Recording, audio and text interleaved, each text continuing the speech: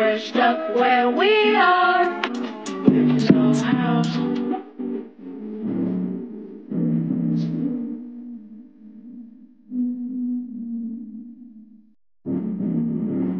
Not the way. Guys, ano nga ulit yung kantang to? Pakinggan nyo ah. Paano kung magmahal ka ng isang taong iniwan ka na noon? Dahil siya ay masaya na para sa iba. Kakayanin mo bang hanapin siya ulit na para bang pusong ligaw? O hahayaan mo na lang mamiss mo ang taong mahal mo?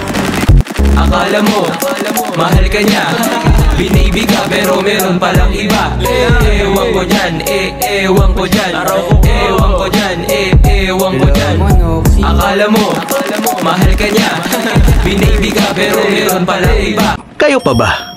Bakit? Naging kayo ba? Paano kung yung pag-ibig na inakala mo, wala lang pala sa kanya? Na ang kanyang mga espesyal na ngiti ay pinapakita din niya sa iba.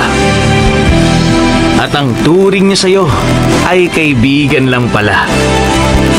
Aasa ka pa ba? Alam mo yung feeling na minsan ka na nga lang magseryoso. Minsan mo na lang ibigay yung nararamdaman mo na totoo. Minsan mo na lang masabi sa sarili mo na siya na talaga.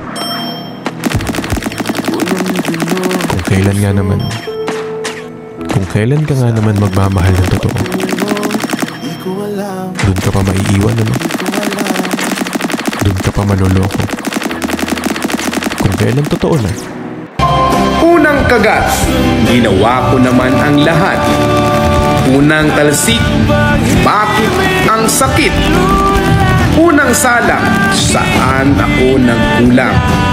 Unang halo, bakit ka naglaho? Great love daw ay ang taong sobra mong minahal pero hindi naging sayo sa huli.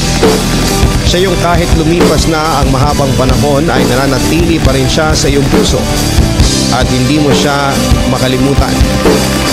Ngunit paano kung ang taong minahal mo ng sobra na matagal nang nawala ay muli mong natagpuan? Handa ka bang ipaglaban siya kahit nararamdaman mong muli siyang mawawala? At ang pagluluto daw ng sisig ay mahalin tulad mo sa pag-ibig.